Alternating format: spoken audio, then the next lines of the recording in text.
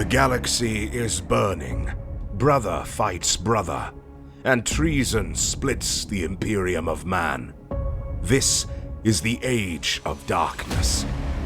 Whether you're a warrior of the Legiones Astartes, an adept of the Mechanicum, or just a mere mortal in a universe of madness, you'll find a place here. Welcome to the Remembrancers Retreat, coming to you from within the depths of the Vengeful Spirit.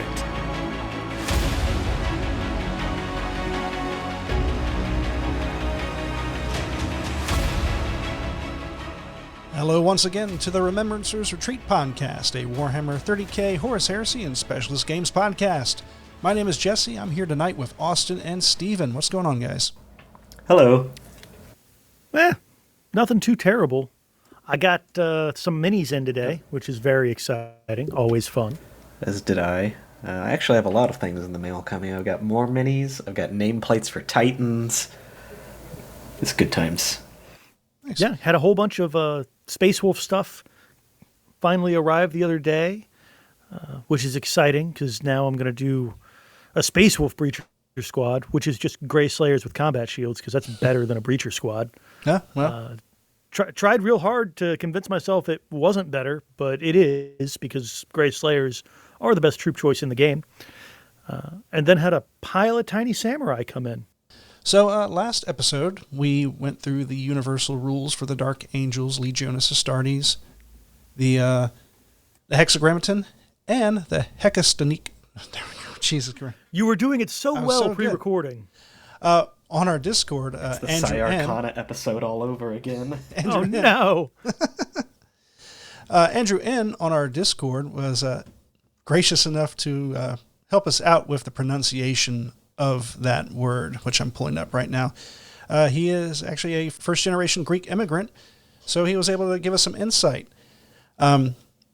So for some entomology,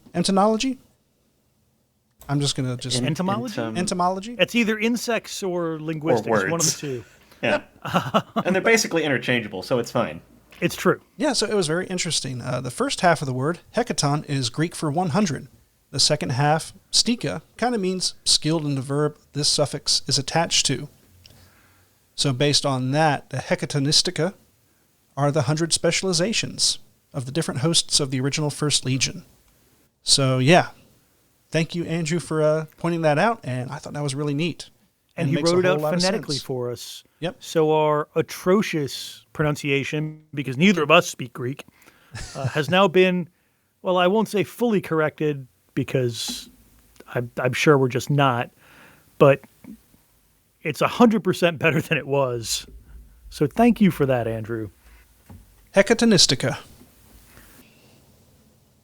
All right. So with that out of the way, we're going to skip the rites of war due to the fact that they're going to call out different Legion units that we haven't talked about yet. And to make it as clean as possible, we're going to go through those first. That way, when we go back to the rites of war, we can reference stuff that we've already talked to. Inner Circle Knight Cenobium at 275 points. The Dark Angels Legion plays host to a multitude of ciphered orders, chambers militant concealed within the panoply of the Legion and dedicated to preservation and perfection of a singular doctrine of war. Within each of these orders, the most dedicated warrior adepts are charged with the station of Cenobite and granted the right to bear the cipher, in charge of the order, to fight in the forefront of those battles that require the hard-worn skills harbored within each of these secretive cells. So, the Cenobium had a few different updates when it was a PDF. It went through, I want to say there was 3 different changes. But with this being the official in-print book... Yeah, there was there was the initial release and a stealth update, another stealth update. Right? And so with that, this final print, I guess, is kind of the be-all, end-all until we get an FAQ, if they decide to change it. But one of the biggest things is, on the Stealth Update 1, or Stealth Update 2, they gave the Sergeant, the Preceptor, 2 wounds. Now in this official print, he is back to 1 wound. So these Terminators are 1 wound. The stat lines for the Cenobites go as Weapon Skill 5, Ballistic Skill 4, Strength 4, Toughness 4, 1 wound, Initiative 4, 2 attacks, Leadership 9, and a 2-up save. They're in Cataphractii Terminator armor. The Preceptor is same stat line other than the fact it has weapon skill 6 instead of 5 and leadership 10 instead of 9. Basic composition is 4 Cenobites with 1 Preceptor. They are all characters. They are all equipped with Cataphractii Pattern Terminator armor. They all have Tyrannic Greatswords and are equipped with Plasma Casters. They are stubborn. They have Adamantium Will and are Order Exemplars. And Inner Circle Knight Cenobium numbering 5 models may take a Land Raider Phobos or Spartan if 10 models or fewer. Which means I guess they could take 10 models regardless, right? Or Yes. they could take a Spartan if they had 5 to begin with. Yeah, I don't know. Maybe it's one of those things where, like, hey, if you permanently attach somebody to them, don't give them a Spartan. I don't know what that means. I mean, for that I would be do. the unit, though. So I do really like Order Exemplars, though. That is a sweet rule. Yep, Order Exemplars, which we mentioned in the Hecatonistica, last one. It effectively means that, we'll get, Yeah, Order Exemplars. When an Inner Circle Knight Cenobium is selected, but before play has begun, as part of a Legionis Astartes army, a single option from the Scions of the Hecatonistica special rule must be selected for the unit. All models in that Inner Knight Circle Cenobium gain the chosen option for no additional points cost. I like the fact that they mention in this designer's note, because I know you and I talked about this specifically, Austin, when we covered these rules before. It says, in general, this option should be selected before knowing what an opponent intends to field, and in tournament or campaign play should not be changed between games. Ideally, the option chosen should be reflected by the icons and insignia on the models themselves. Because I know we speculated before, like, do we get to change these or select these before each game during a tournament or an event? And personally, I thought it was yes, just due to the fact of the wording, and I kind of figured, they're all about, changing up tactics and things. But nope. No, each guy is real good at that one thing. And if, that one thing isn't what you need, tough luck. That's what he's real good at. That's what he's going to do. Yep. So it's kind of like veterans with their tactics. Yeah, but I do like the second bit of this rule, which is, in addition, such is the superlative skill of the Inner Circle Knights that they may make Overwatch attacks despite being equipped with Cataphractii Pattern Terminator armor. What are they equipped with again? A Plasma Caster. And what does a Plasma Caster do? 12-inch range, strength 4, AP2, Assault 2, ignores cover, Plasma Flame. What's Plasma Flame, you ask? When making an Overwatch attack, any failed to hit rolls may be re-rolled. What a combo. Fuck! Yeah, charge really him good. and just get hosed down with plasma. And not the Get Hots kind either. Yeah, just sweet AP2. Yeah, that's real ungentlemanly.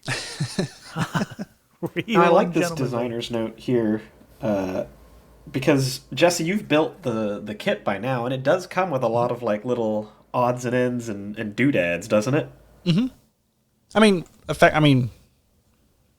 It has...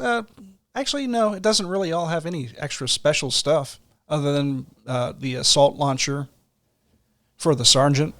Oh, well. Everything else is pretty much the same. Oh, well. Oh, well. I mean, So more conversion opportunities. Yep, and it's transfers that are going to get you on that one. Yes, I will be studying the icons of the Dark Angels, and woe betide you, Jesse, if you try to bring Hecatonistica that is not the one depicted on your models. I will shake my finger at you for shame. Yeah, you thought demon opponents had a lot to keep up with. In addition, to round off this unit, the Cenobium can take up to 5 additional Order Cenobites for a total of 10 at 45 points each. Any model in the unit may exchange their Tyrannic Greatsword for a Thunderhammer for free. And the Order Preceptor may take a Grenade Harness for 5 points and a Digital Laser for 10 points. The Digital Laser is hilarious. The Thunderhammer, I think you're trying too hard if you give him a Thunderhammer. Why do you say I that? know the Tyrannic Greatsword. Well, because the Tyrannic Greatsword, yeah, it's only AP3, but it's strength what, +2? Yes. Yeah, strength +2, melee, two-handed, instant death. So you only really need that Thunderhammer if you decide to go dreadnought hunting. These guys aren't here for hunting dreadnoughts. Tanks in general. Or tanks in general, but they're not here for it. No, They it's have true. low strength AP2 and instant death greatswords. Which, I mean, if you take the Augurs of Weakness and give you a +1 to strength when you're taking on armor penetrations of 11 or higher. Yeah, that makes them strength 7. That'll get the job done if, there's a bunch of rhinos you think you're worried about. But these guys aren't made to fight contemptors or land raiders or Spartans or anything like that. They're made to go after the enemy's elite unit or just swarms of guys in 3-up armor, right? Multi-wound or guys in 3-up armor. They'll suffer a little bit against other Terminators, I feel, because even though they'll be hitting all of them on 3s because of their sword bonus, they are still only AP3, and that's a bummer. But you don't charge those units. You hose them with AP2 Assault 2 Plasma Casters, right? Yeah. I mean, you'll only That's get what that's one for shot sure. to do it, but that'll even the odds, certainly, and then you can just swarm them. So yeah, not vehicle hunters, but God, are they real nasty to literally anything with a wound characteristic. That fucking instant death, man. And like I said, it's special because they can take the Hecatonistica Scion rules as a group. It kind of changes the dynamic of looking at those rules for an individual independent character. Mm-hmm. Like when you give a whole unit one of these things, like Yeah, you can Hunters you of can get some- Beasts, and just re-rolling wounds against higher toughness models and whatnot. and it's instant death. It's so ungentlemanly. Fuck you, big demons, I guess. Right. Yeah, so Yeah. you can. I'm But they just do now pay kind for of. it. They do pay It's for just it. now kind of dawning on me, but you can double up on Scion rules for these guys, can't you? Between Scions of Hexagrammaton and Scions of Hecatonistica. Hecatonistica. I mean, you can throw a character in there too and really go to town. Due to the rules, like you can only have one Hecatonistica rule. Right, but you can have. Can you have Scion of the Hexagrammaton? Yeah. Yeah, With because the character they. subtype. Yeah. Yeah, because of the fact that they have. Yeah, they can take an option from Scions of the Hecatonistica, and then because they're entirely Legion of Stars Dark Angels, they can take a Scion of the Hexagrammaton. They can take Or- multiples because they're all characters. No, Scion of the Hecatonistica is independent character only. Ah. They're not independent characters. They're just regular characters. Right, okay, I'm sorry. We're Oh, back. I on- see. So And they- Hecatonistica for independent characters, Hexagrammaton for regular characters and independent characters. Right. But Orders Exemplar gives them a Hecatonistica rule, despite not being independent characters. Correct. That's true. But they You're all right, have to take you're right. the same one. Right. So it's a bunch of shenanigans is what I'm And seeing then here. because they are characters, they can buy a Hexagrammaton Scion rule for 25 points. Each one could if you really want to shell all that price out. I mean, you can give them different ones. Yes. maximum rule of cool. Yep, because you can have multiple Hexagrammaton rules represented in a single unit. So if you wanted to spend, what is that, 150 points, Yeah, I mean, they how could cool is have it? the entirety of the Hexagrammaton rules, and then Yeah. a Hecatonistica rule, and then presumably another Hecatonistica rule when you shove that Praetor in there, Yeah, well, because I mean, a lot of and these. then it's a 700 point unit for Okay, like the 11 guys. Hecatonistica only covers that in a single character. Some of them are. Other than Some of them are I join now you get the effect thing, like hatred. only Guardians of Sanctity. Now, with the Hexagrammaton, the Scions, those, yes. A lot of those Yes. confer to the unit. Yeah, like Yeah, Scions of so the you- Firewing, hatred, and then you add Slayers of Kings. Good lord. Yeah, There's a lot of rudeness there. there's a I mean, lot you're, of you're rudeness. paying for it so hard, but I mean, Guardians of Yeah. Sanctity seems I mean, I guess there's way more Psychers now than there used to be, so not terrible, but certainly the weakest one. Yeah, but when you need a Psyker to be shut down, boy, do you need that Psyker to be shut down. Icons of Resolve plus Scions of the Stormwing is kind of cool. So you get +1 attack for being charged, and then you resolve your rerollable Overwatch shots at BS2. That's actually pretty good. Jesus. Yeah. Stormwing Cenobium. That's actually not a bad combo there.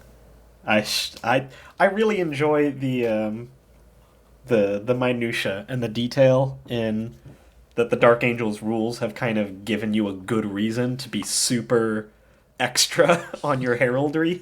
And Lord, do you pay Right? for it?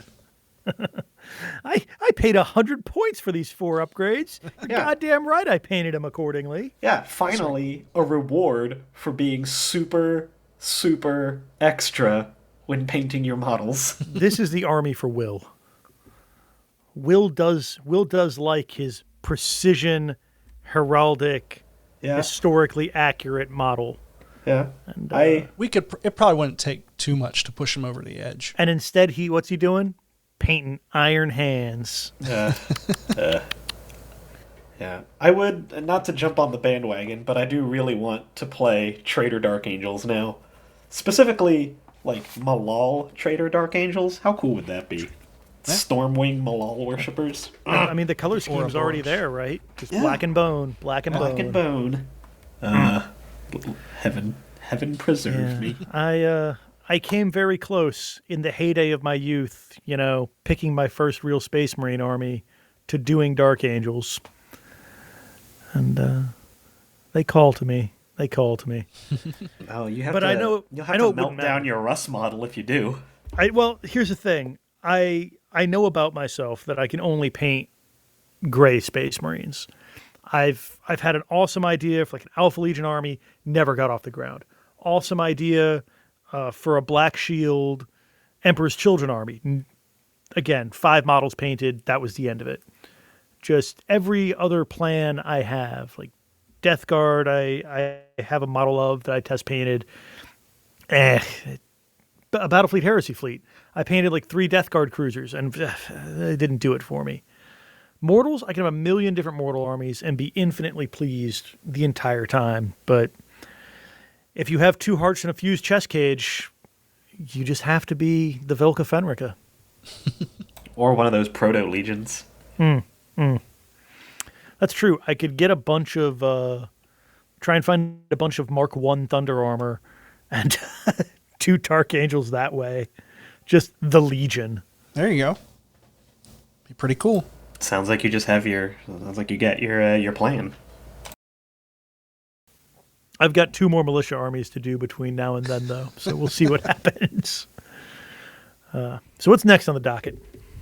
Next one is the Deathwing Companion Detachment, which is a pretty beefy one. Either you want to take this one? I'll do it. Deathwing Companion Detachment, 150 points.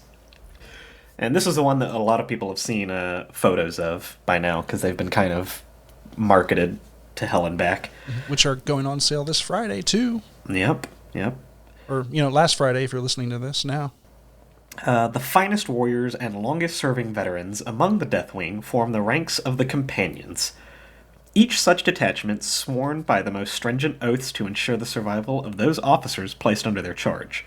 Most famous among the Companions are those that have taken a death blow meant for their charge and survived. Such warriors are granted the right to wear bone-white armor in recognition of their selfless devotion to the Legion. These guys are pretty choppy, alright? They come at weapon skill 5. That's all of them, Sergeant included. Really not a whole lot that's wild about them compared to other Space Marine units as far as stat-wise goes, other than the Deathwing Oathbearer, the Sergeant equivalent, has 2 wounds. They all have 2 attacks, and they all have 2-up armor. They come standard 4 dudes and 1 sergeant. They all have... the sergeant is a character, as always. Neat. So, They come with Artificer armor. They can take a Tyrannic Greatsword, which is what we saw over there with the Cenobiums. Or, and if you hadn't listened to the first episode, they're Strength +2, AP3, two-handed instant death. Yep, so, or they can take a Calibanite Warblade, which you're going to have to tell me what that is. A Calibanite Warblade is basically a +1 strength power sword. It's Strength +1, AP3. Neat. Melee. They come with bolters and bolt pistols, frag and crack grenades, and this is interesting. The Sergeant comes with a refractor field. I did not notice that earlier. Yeah, Except no substitute. That's awesome. For your stand-in challenge mook. He's really good at protecting dudes in challenges. Because normally, you use your Sergeant to absorb a challenge you really don't want to fight, right? Mm-hmm. This guy can not only survive, but he can kill you back. He can win really most of those challenges with that Tyrannic Greatsword. Like instant death. All right. I was fucking around with that. I've been saying for a really long time that the Gal Vorbach Dark Martyr is the best Sergeant equivalent in the game. And I like to use him a lot to hunt down an enemy warlord, challenge them, and then instant kill them with a Strength 10 Power Fist. Mm-hmm. But this guy can just bounce that off his built-in 5-up and then swing back with a Tyrannic Greatsword and murder him instantly. He's got 3 wounds, but who cares? And let's not forget, this guy can be a scion of the Hexagrammaton. Yeah, they're already built-in scions of the Deathwing. But I mean, he specifically can also take one because he's a character, or is he forced to take scion of the Deathwing? I think he is forced to take it due to the fact that they had the scions of the Deathwing rule. Yeah, if all models and they are death. It's the whole unit is a Deathwing unit, so I feel like I would say probably locked in with Deathwing there. But he's gonna swing before single option from the following. Fine. He is gonna swing before, just with either his Tyrannic Greatsword or the Warblade. He's gonna swing before just about any close combat sergeant or close combat character who's probably wielding like a power axe or a power fist or something else that's probably unwieldy. Well, even if he's not, he's weapon skill 5. So as long as his opponent is also weapon skill 5, yep, he's still got that advantage in the combat. Yep. So they have the Legion of Astartes Dark Angels. They have Chosen Warriors, which again, they all count as characters for the purpose of issuing and accepting challenges. Which is really fun to think about, that maybe you've got a combat Dark Angels commander, right? And he goes in with his Deathwings and he goes to fight some other commander's army or squad. And the 2 commanders are dueling, the sergeants are dueling, apothecaries getting chopped down by some other companion, just duels everywhere. Scions of the Deathwing, they do have, which, as a reminder, any model with this special rule may reroll the first failed to hit roll of any phase while engaged in a challenge. So that's 1 reroll per phase, at least. Have they FAQ'd that at all? So, like, they have 2 attacks each. Say they charge. They each get 3 attacks.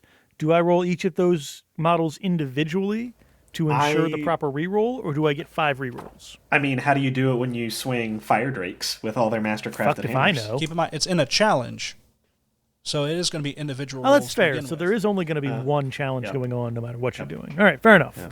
Yes. So that's pretty cool. Let's see. Deathwing Retinue. So over here, a Deathwing Companion Detachment may only be chosen as a retinue for a Legion Praetor with the Legiones Astartes Dark Angels, or a Legion Special character with the Warlord and Legiones Astartes special rules, and may not be taken as part of an army on their own. Interesting. They take up a single force organization chart with that Praetor, and must be deployed with the Praetor of the detachment for which they are bought. Once deployed, the Legion Praetor or Legion Special character may not voluntarily leave the Deathwing Companion Detachment. So it's very similar to a command squadron, other than the fact that you can't split them up like you could in a normal generic one. Yeah, Yes. it's command squad that has to go. Like they're not leaving unless Russ tackles you out of a 10-story building. I mean, it Then happens, they get yeah. left behind. But Yeah, what are the odds, right? It'd be like that sometimes. So these guys can also take a Rhino or Land Raider Proteus as a dedicated transport, which is Yep. that's fine. I mean, most of the time your combat monkeys are riding in a Land Raider or a airplane or a drop pod or something. Yeah, so- but I like a Phobos, so you can assault out of it. Oh, Proteuses. Huh. Interesting. But let's see. Yeah. Let's talk about before we get too far ahead of us. Oh no, we'll keep going through the options. Yeah. So the companion detachment can take up to 5 more dudes at 30 points each. Pricey. You can take melt-a-bombs for everybody for 25 points. Pretty good. Anybody in the unit may exchange their greatsword or warblade for a power fist for a measly 5 points. Any model in the unit may exchange their bolter for a combi weapon, a plasma pistol, or a Cytheron or Cythereon? Kytheron? I think it's Cytherion pattern Aegis. A fancy power shield for 10 points each, which So- is pretty cheap considering what you can do with it. Yeah. So the Cytherian pattern Aegis, it's got a wall of text for its rules, but we'll go through this here. A creation of the long-lost city of Cytherion on Mercury, these devices are based upon the power fields that once held at bay the ferocity of Sol itself. The Cytherian pattern Aegis can be used in one of two ways. It can either provide the bearer with a 4+ invulnerable save against shooting attacks, and a 5+ invulnerable save against melee attacks, or it can be deployed. The controlling player may choose to deploy the Cytherian pattern Aegis at the end of any of their own movement phases. The unit must be deployed on the table and not embarked upon a transport vehicle of any kind, as long as at least 2 models in the unit are equipped with Cytherian pattern Aegis. While deployed, the entire unit gains a 4+ invulnerable save against shooting attacks and a 5+ invulnerable save against melee attacks, and any models engaging the unit in assault have their initiative reduced by -1. However, while deployed, the models equipped with Cytherian pattern Aegis may neither make shooting or melee attacks. The controlling player may choose to end the deployment at the start of any of their own movement phases, or if the number of Cytherian pattern Aegis equipped models in the unit drops below 2, the effect immediately ends. Can we talk about how good this is? Let's talk about it. Let's even skip over for the nonce that it gets a 4+ invulnerable save against shooting and a 5+ in melee. That's great and all, but the real kicker here is that they reduce the enemy's initiative by 1. I would So like what to happens disagree is, with that. That's the real kicker. Let me finish. So what you have here is a unit that comes along with your pretty Praetor, and me, honorable Space Wolf player that I am, run at them with my Praetor, and my Praetor goes, "Ha! I will challenge you. Here is my Paragon Blade and my Titanic Space Wolf testicles. Let's do this thing." And Jesse, man that he is, says, "All right, I accept with my oath bearer." And I respond, "The fuck? All right, let's do this." Except now he's hitting me on 3s and swings first with a weapon that causes instant death. Oops. I mean, that's scary, right? That's really good. That's durable. But here's what I think is the kicker. It's 10 points. 20 points. No. You need 2. You need 2. Well, just to have a 4+ invulnerable save. Like, just looking at the... I mean, just for the I guy see. himself. Yeah, just the guy holding it. 4+ invulnerable save against shooting. 5+ in combat. 5+ is still the same as a refractor field. So you're And I'd paying the also like to points for a mention- refractor field, but you're getting the save of an Iron Halo. Except you can't charge, Just to have it? right? Because you throw it down. No. You can still Just, move. You No, can still by move when you have basic. it? yeah, just carrying it around. You've got a 4+ invuln save. Oh, because that grants it to the whole. No. No. Jesus. Just Each the individual bearer. can get a 4-up invuln save for 10 points by holding the shield. And Okay. I'd also Shooting. like to point out Sure. that this Yeah. does not say that you can't, you don't get the extra attacks. attack like you would with like a boarding storm shield, or shield. something. Yeah. So if you're wielding That's this with fair. a Calvinite Warblade and a pistol, you still get your extra attack. And Yeah, the only it's- thing you give up for it is a bolter. Oh, you do switch out the bolter? Yeah, you switch out the bolter, but you're not taking these guys to sit Which there you and didn't shoot. want anyway. I mean, Yeah. Christ. Oh, your bolter, not your bolt pistol. Yeah, I your got it. bolter. Yeah. Yeah, one shot at 24 inches. Yeah.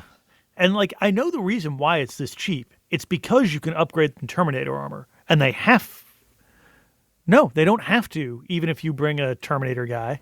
Wait, You just get the upgrade them to option. Terminator? Oh Yeah. my goodness, I didn't even We're see getting that Praetor. page. So I will The say Praetor Terminator has Terminator armor of any type. The squad may exchange their war gear for a set of Terminator armor of the same type. If one member does it, everybody has to be the same way and have access to the following options rather than those shown previously. Yeah, they do not get the I Aegis. take it back. They don't get the fancy shields if you give them Terminator armor. Correct. That's a downer. Yeah. That's a bummer. Fuck. Because you still want that -1 initiative, man. That's where my life is. Yeah. Yeah, 'Cause I the mean, mooks- but for sweet flavor, Terminator Deathwing Companions is cool as shit. Yes, it is. You're right. Well, Jesse, you know what this means. Oh, you don't? Well, no, look, even better. Any model, so if you're a Terminator, right? Any model in the unit may exchange their combi bolter for combi grenade launcher with stasis shells. Yes. Oh, and never that's mind. what I wanted to talk about. There's the problem right there. Yeah, you don't need For the shield. 12 points? Look at that. So, Yeah. Fuck. That's So not if- even an extra upgrade. That comes standard with the grenade launcher. yeah, I mean, oh, that's right. Uh-huh. It comes with stasis frag. I mean, it is only. How does Now- combi work in this situation? Do you only fire one of them, or do you get to fire each of them once? You only get to fire one, but with combi grenade launchers, they do not have a single use. Uh-huh. Yeah. Ah, Combi Volkite and combi grenade launchers have Now, multiple use. that being said, you could rude give. as fuck. Let me make sure I'm talking about this right, because I believe, yes, if they have a grenade launcher. Okay, so they can't be on combi. Well, no, a combi grenade launcher still counts as a grenade launcher, right? Yeah. Yeah. So even if you guys were in Artificer armor, for 5 points, you can give a guy with a combi grenade launcher because they can take a combi weapon. And with stasis shells, when they hit, that whole unit goes to initiative 1. Yeah, which the- is better than -1. Yeah, thanks for coming out. Fuck. Yeah. And here comes Cataphracti the Deathwing Terminator companions with stasis shells. Well, it's official. These guys will only be fighting my Keenlings when I play demons against them. Finally, it. something that can give the Deathsworn what for. Will they give the Deathsworn what for, though? Will they? I would like to hope so. I don't know. We've all said it before and been And sorely yet it has yet to disappointed. happen. we're going to have to play this out one day, Austin. We will. All right, so before we get too off track with the Terminators, I think we said any model in the unit may exchange your Combi Bolter for Combi Plasma or Combi Melta. Wait a second. Combi Plasma? Yeah. Wait a second. These Terminators Waiting. can take plasma weapons. I don't think they could take... wait, could Terminators take Combi weapons before, besides Yeah. Combi Bolters? Yeah. Yeah. That's where they get the plasma from. So last episode, I mentioned that Terminators don't have plasma weapons other than a plasma blaster. But you're right. They can take a combi weapon with Surprise! combi plasma. Mm-hmm. But then they could exchange that for the plasma repeater, I believe it was. Oh, Plasma weapon or a stand plasma by. gun? Okay, so yeah, no, they cannot take plasma guns. Yeah. Okay, yep. So Terminator can't take a plasma gun. That's where it was off the... Okay. Yeah, or twin-link plasma gun. There Getting it too is. excited God, here. You don't want to give them a plasma burner at all. Yeah. But that is real good. But yeah, they can also take Tyrannic Greatswords for free, Power Fists for 5 points, or a Thunderhammer for free. See, now the hammering, that's where it's hammers with stasis. Yes. I think that's the power move, because it doesn't matter if you're swinging last. I- So are they. I still don't like a Thunderhammer over the Tyrannic Greatsword or Calibanite Warblade. Really? Like, I That AP2, though. I guess if you give them combi meltas and then just go a dedicated tank hunting. If you're swinging a Thunderhammer at strength 8, it's going to be instant death for nearly all your marine equivalents anyway. True. Yeah, and that's really kind of for hunting greater demons and Primarchs. They don't need to hunt greater demons with a Thunderhammer. You use the Tyrannic Greatsword, AP or instant death. Good night. Yeah, but maybe you've made some sort of egregious mistake and you don't have any sword bits left. Oh my goodness! Jesus, these guys could just pile the Iron Circle and Bert and just reeve through the Iron Circle like they're not even there. Yeah, it's a problem. No. Multi-wound models.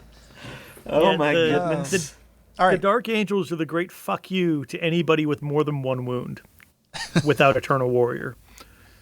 They do have one more fun fact, though. Well, we're almost there. Almost there. All right. Any model in a unit can change their Kami Bolter and Warblade for Twin Lightning Claws, because why not? Yay, Lightning Claws. Yeah. I got many not- reasons why not. And the Oath Bearer can take a Grenade Harness for 10 points, and obviously you will.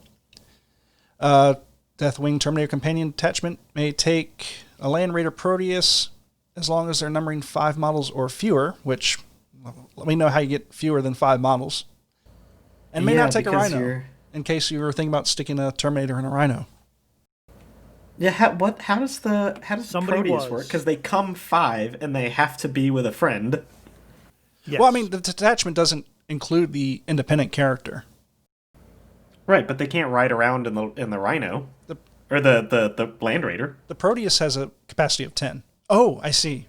Yeah. They start off at 10, at least as far as transport capacity is concerned. So, yeah, that's going to have to get FAQ'd. Whoops. Look, just somebody takes a day off. Although you don't have to ride in it, so I guess you could buy the Land Raider. Just I thought you had to start. fire No, I thought you had to start in a dedicated transport. no, you don't. Oh, No.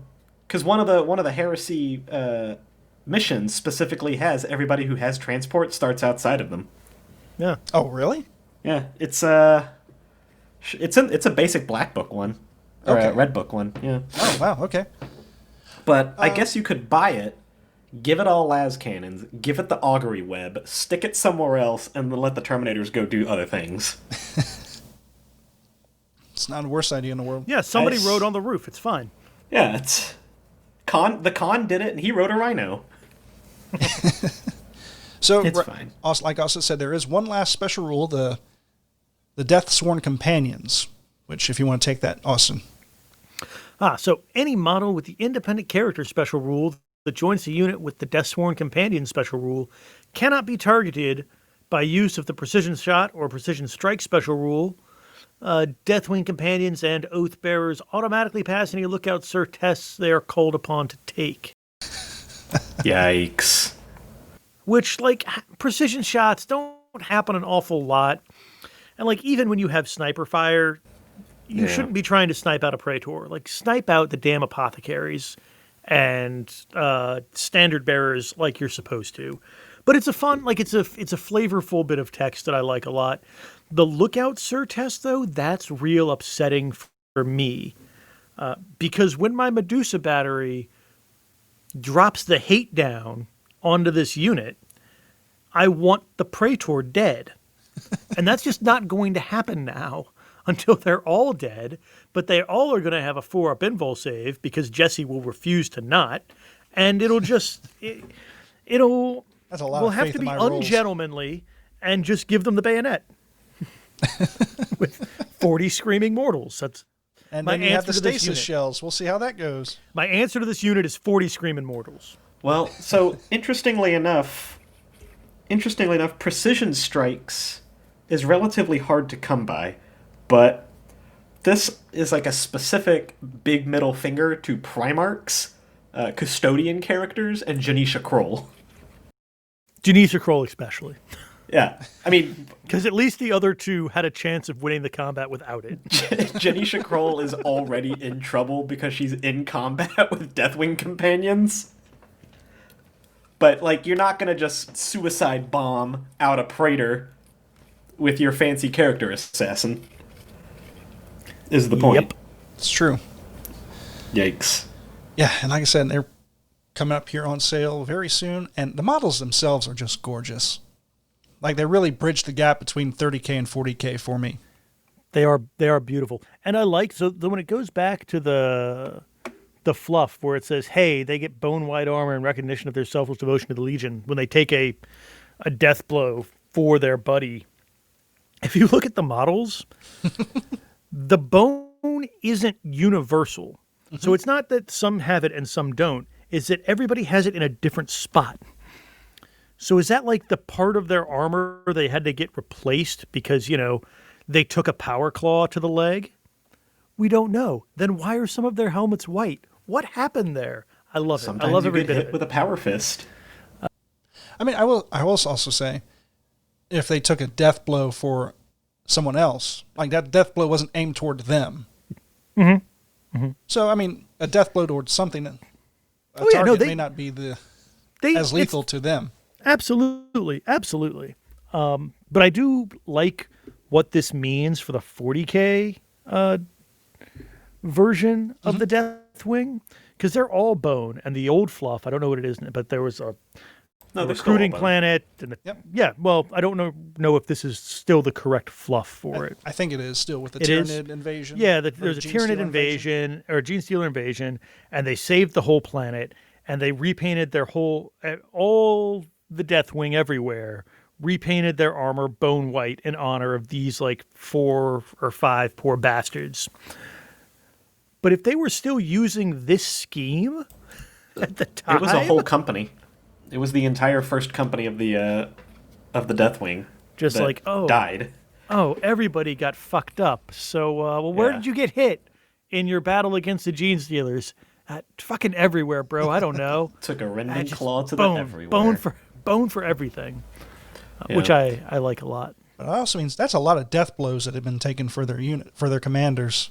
Yeah. Their commanders are quite gallant, just running around. And it's like, okay. I mean, it's easy to run around and be gallant when someone else takes the bullet for you. Yeah. Well, see, here's another detail that we haven't actually touched on them yet. If you want to go super ham, like, I don't know, maybe Firewing or something, if your Praetor has a jump pack, your companions can have jump packs. Where do you get that? That's not a thing.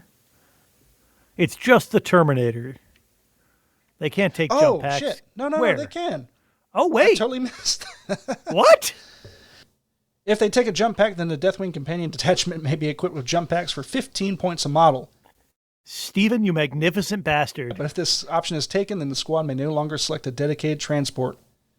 And you're right. That Praetor could easily be a Firewing Scion. I will accept the gentleman from Virginia's well-worded apology in writing.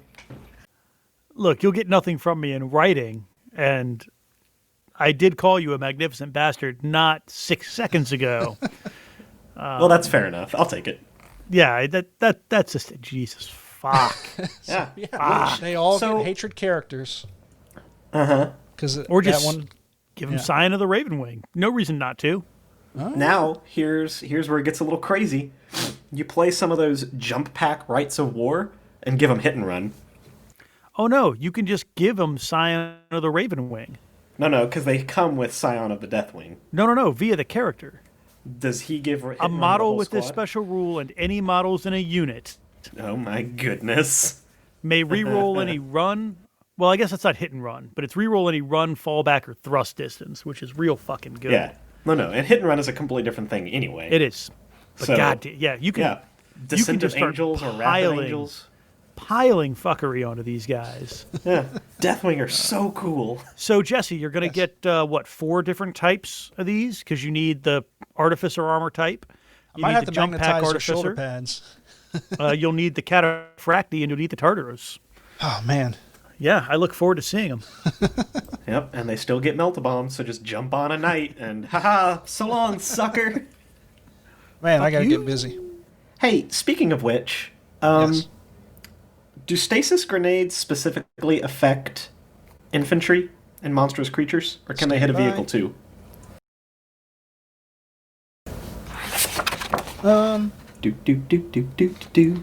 Stasis anomaly. All models in a unit hit by one or more of these weapons Reduce their initiative to 1 until the So end just- of the game turn. So just hit. Yes. Doesn't even have to hurt him. Correct. Just has to hit him. Correct. So if you managed to somehow... Because you can give a Praetor a combi weapon, right? Yeah. You can give that Praetor a combi grenade launcher. That's what I've done with my Dark Angels in the past before this showed up. You can give your Praetor with a combi grenade launcher stasis shells. Yes. For 5 points. Then give that Praetor a jump pack and Deathwing companion detachments with melt-a-bombs. Ping a knight with a stasis shell. Just drop it to initiative 1. Charge. Melt-a-bombs.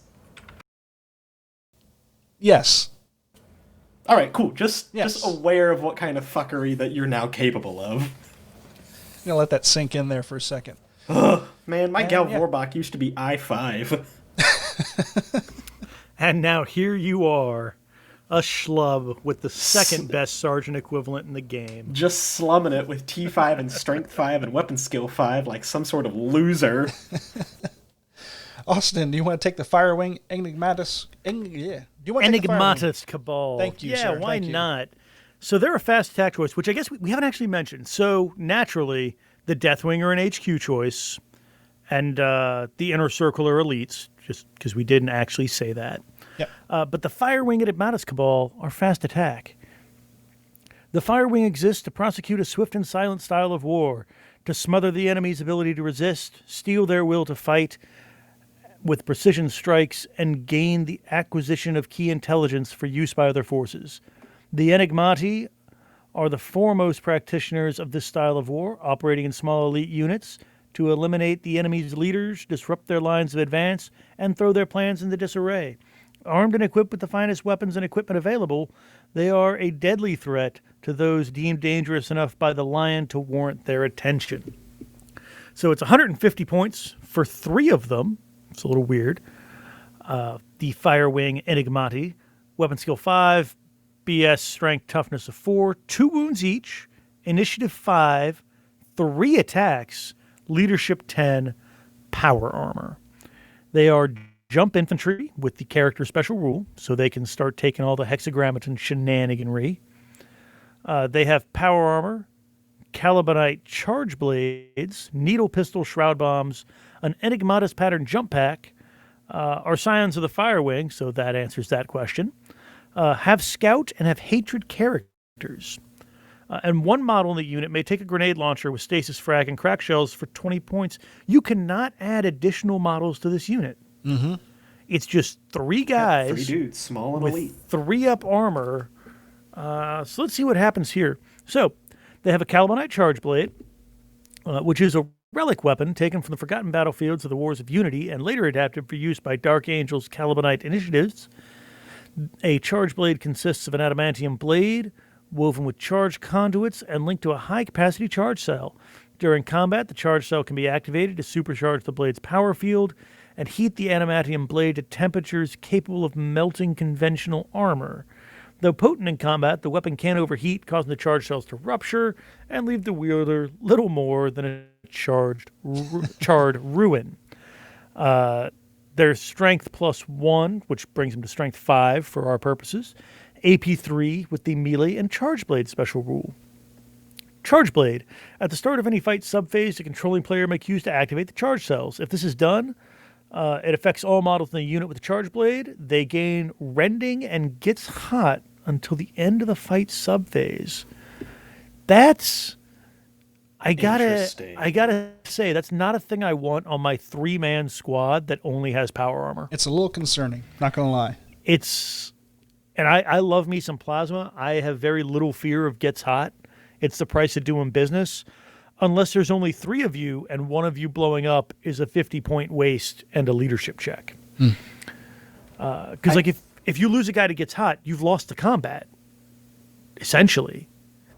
Well, so I don't think these guys are really supposed to survive.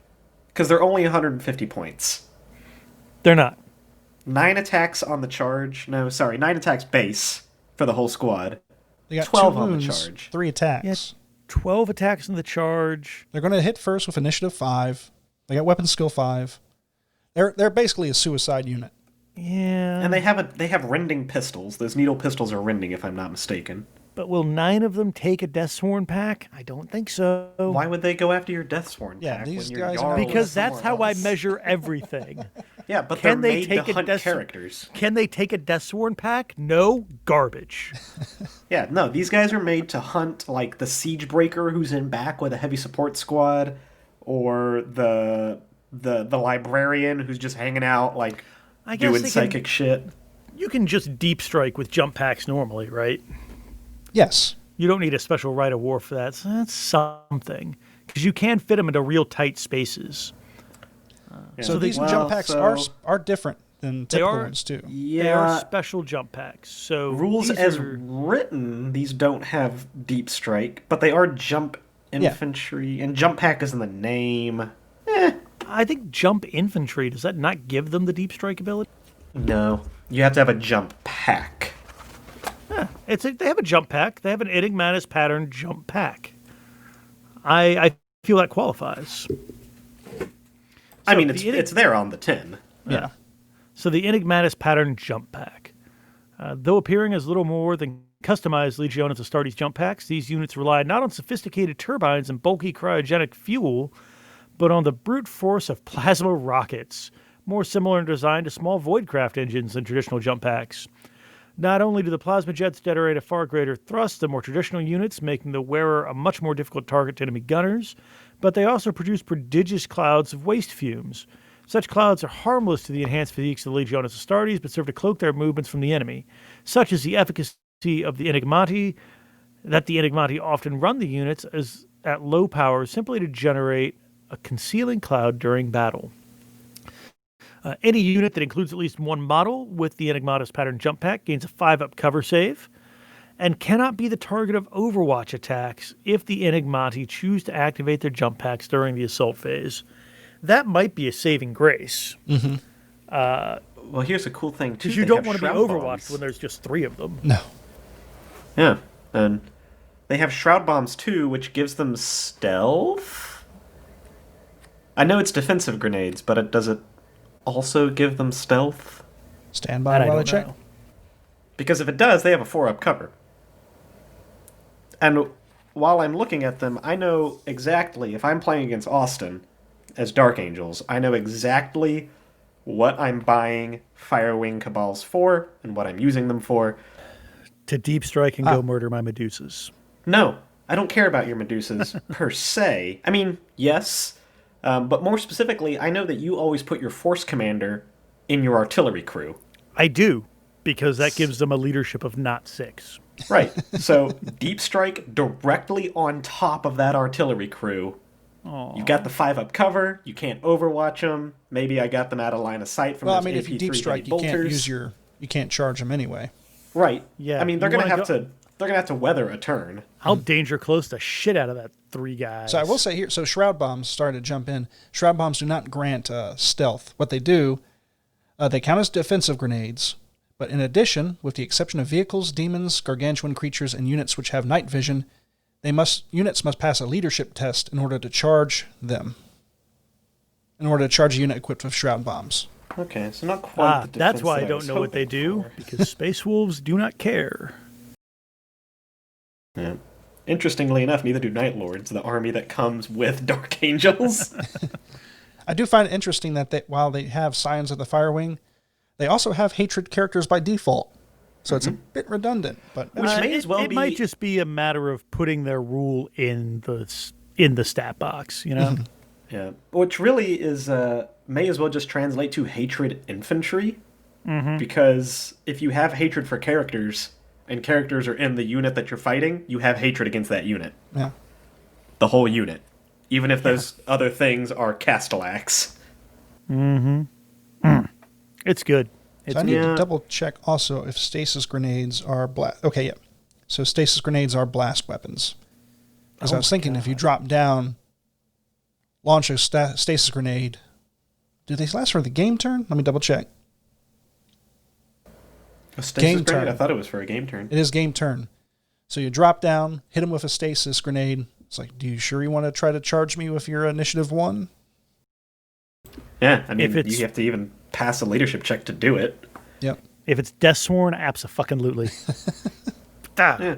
But if these 3 guys got a hold of Austin's artillery crew, they're gone.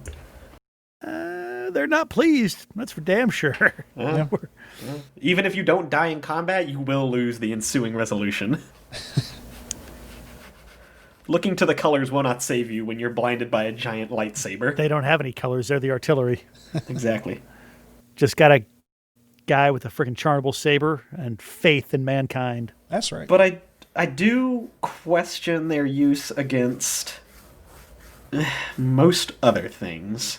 I mean, they'll be great for dropping in and picking off rapier batteries and stuff like that. Yeah, and 150 points isn't a bad price to pay to do that. There's certainly more expensive ways to do it. There are. And you could even use them as a little fire brigade, right? Like, you've got a fight that looks fair. I don't want it to be fair. Throw these 3 guys, tack squad on tack squad. We could win, we could lose. Also, here's another 150 points to tip that scale. And they're a fast attack choice. So, like, everybody's got a free fast attack slot, right? Yeah, they're not competing in the heavily coveted elite slot. I consider also maybe augmenting it with perhaps like a librarian or something. That's true. There's no reason they can't be joined by other dudes. Yeah. Interesting. Just a thought. Yeah, a librarian. A librarian can only make them a little more durable, too. Mm-hmm. Yeah. Shame like a a firewing librarian. It is. That'd be cool. Let's move on to next, unless you got anything else you want to talk about the Cabal. No, I'm good. All right. Moving on to the Dreadwing Interemptors. Even among the brethren of the infamous Dreadwing, the Interemptors are a grim breed, dedicated as they are to a singular purpose, the utter annihilation of the enemy. When the Interemptors attack, they leave behind no trace of those they conquer. No bodies, no ruins, nothing. They take no trophies of their victories and tell no tales of those that have fallen before them. Those consigned to death at the hands are forgotten forever. They are the Lion's ultimate sanction, his final curse for those foolish enough to stand against the First Legion. Dreadwing Interemptors come in at 160 points and is an elite slot. The Interemptors and the Interemptor Praefectus, effectively their sergeant, have standard stat lines.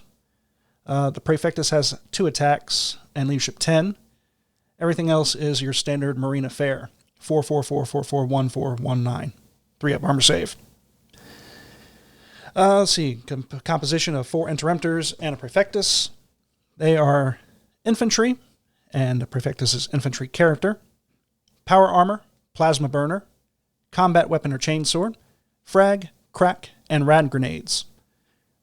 Scions of the Dreadwing, stubborn. They may take a Land Raider Proteus as a dedicated transport if they number 10 models. The unit may take up to 10 extra Interemptors at 30 points each. For every 5 models in the unit, one may exchange your plasma burner for a missile launcher with suspensor web, with rad missiles and stasis missiles for 15 points, or a plasma incinerator with suspensor web for 15 points. The Interemptor Praefectus may take up to 3 Phosphex bombs for 10 points each. Oh boy. This is a weird squad in that it maxes at 15. I mean, when you have that much plasma, you're going to attract a lot of firepower.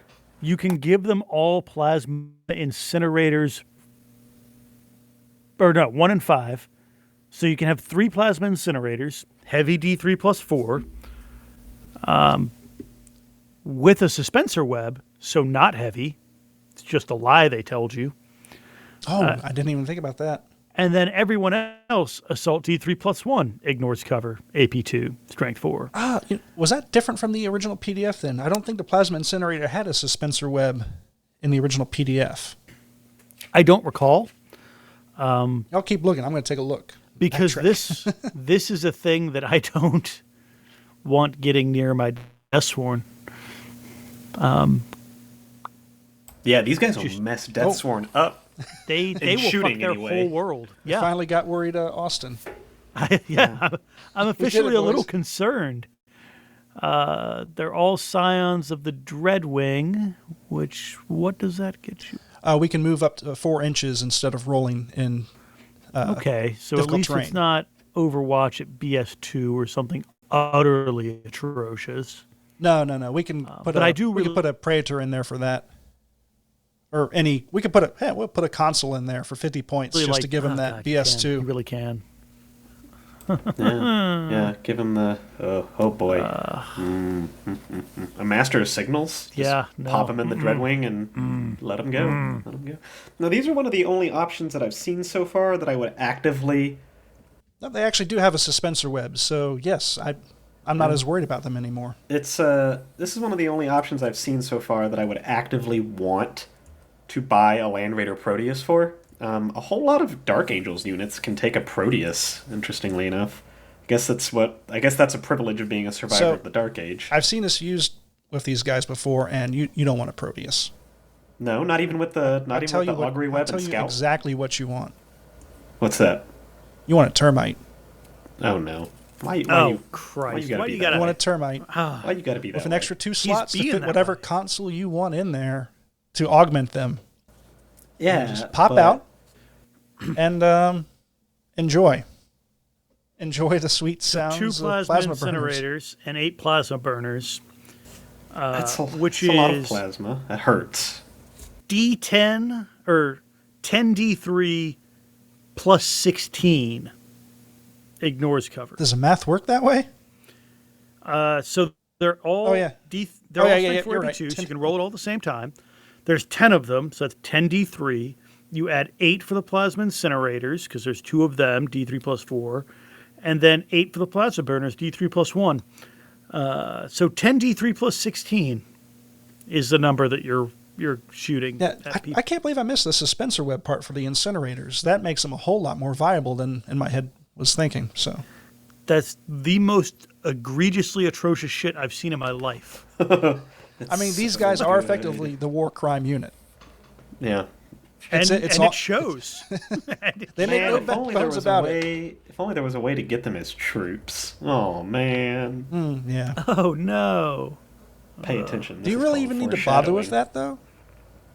I mean, You're you going can to Bring slot. 4 units of them. So, bring them as troops because, spoiler alert, there's a right of war that lets them brings them as troops. Give them all Land Raider Protei. No. Congratulations, you're Bring them all running termites. armored. You're running armored breakthrough without running armored breakthrough. Roll Give up, them all hop termites. out, hose everybody down with plasma.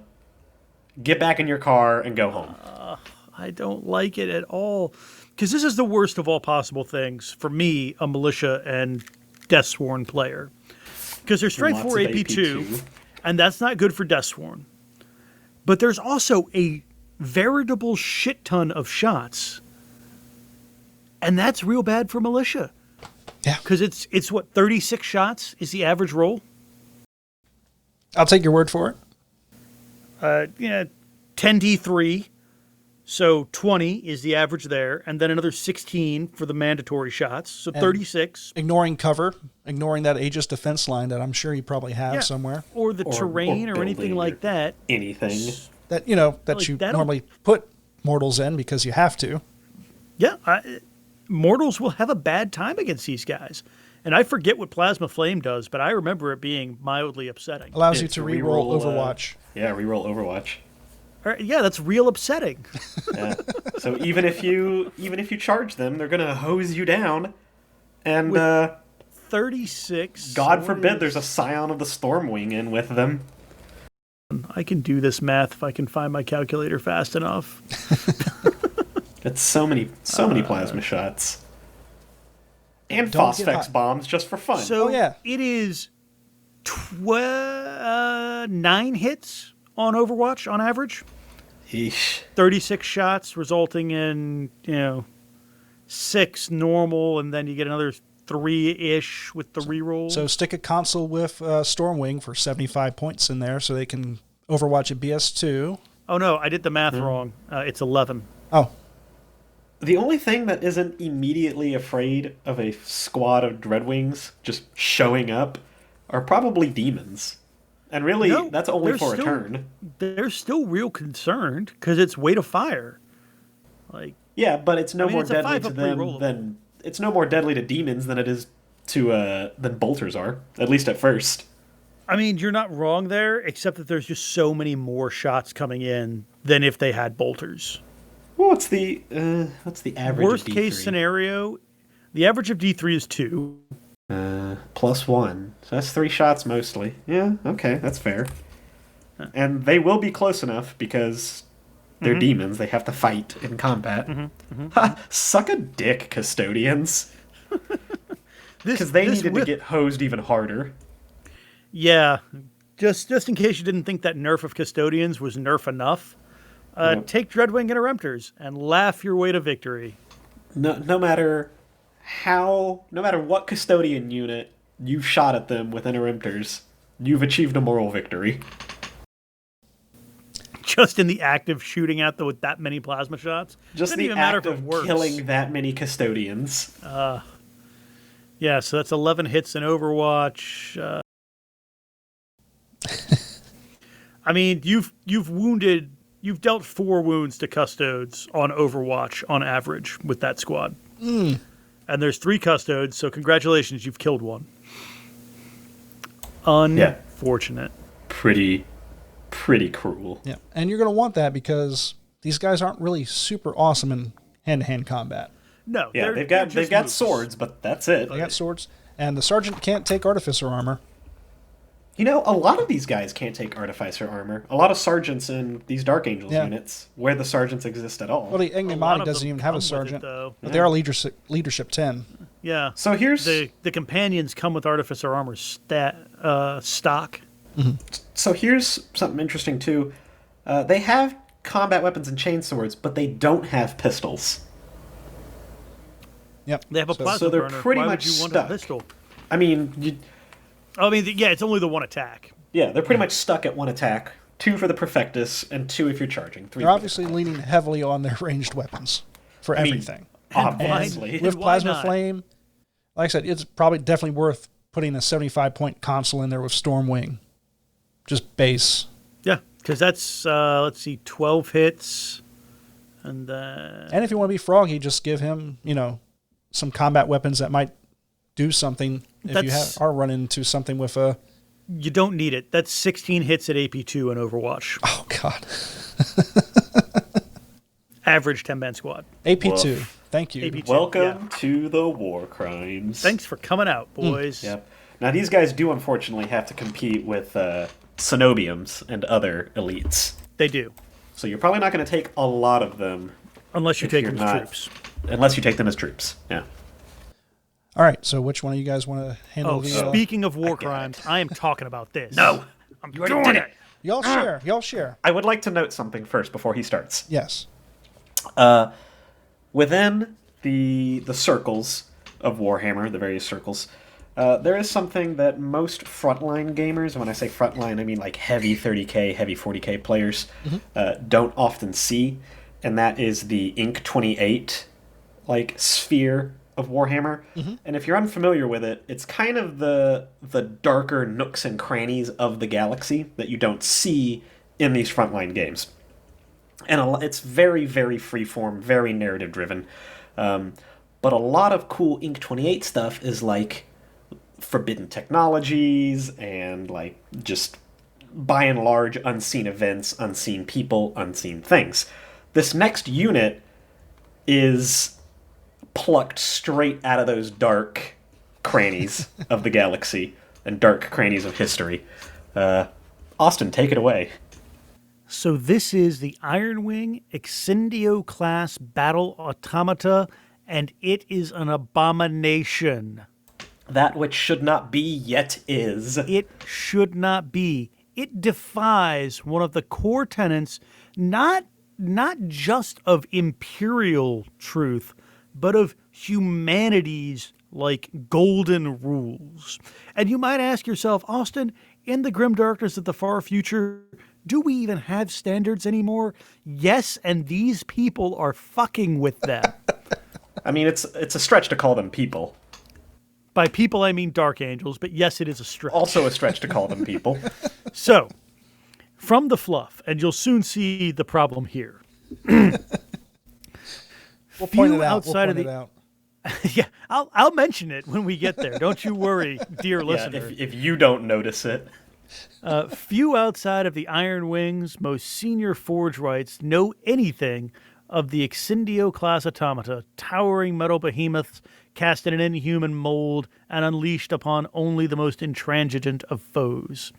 A maelstrom of churning claws and gouts of arcane flame and radiation blasts, few formations can stand against one of these monstrosities once it is sent loose on the battlefield, for an Exindio does not understand mercy or restraint, and, unlike the coldly logical automata of the Mechanicum, he says, with foreshadowing, it takes a vicious delight in the carnage it wreaks on the foe. And you might be asking yourself, dear listener, how does a robot with the brain of a literal rat that runs on a punch wafer card take a vicious delight in anything? Well, indeed, known only to the Dark Angels and the Emperor himself, these units are a far different breed to the clumsy automata of Mars and are based upon a suppressed Terran technological base. Each of the surviving Exindio is the tortured and neutered remains of a Dark Age artificial intelligence. There it is. The last of the dreaded Silica Animus chained to the service of mankind. We will pause here for questions. Yes, I have one question. Sir. Why? What the fuck? I'd What like the to fuck, counteract Jesse? What that are you doing? I'd like to counteract that with, why not? So, why there's not? there's a whole good reason why not. There was a whole age named after why not. There was a golden age of technology, listeners. A golden age. And then mankind grew fat and lazy because they had abominable intelligence, or AI, doing all of their shit for them. And then these men of iron turned upon humanity in a cataclysmic galactic war that almost drove humanity to extinction and required not only humans, but a multitude of Xenos races to band together to put them down. Have you read Dune, dear listeners? The Butlerian Jihad, all that? This is that, only worse than that. And they're just hanging out in the basement. I mean, the basement of the basement. But I'd also still. like to mention that first sentence of the second paragraph does mention that the Emperor himself does know what's going on. So it's all good, guys. But this fine. isn't. Well, fine. But the problem with that is that this isn't an imperial rule. Thou shalt not make machine with the mind of man. I think is that the official. We didn't make it. It followed us home.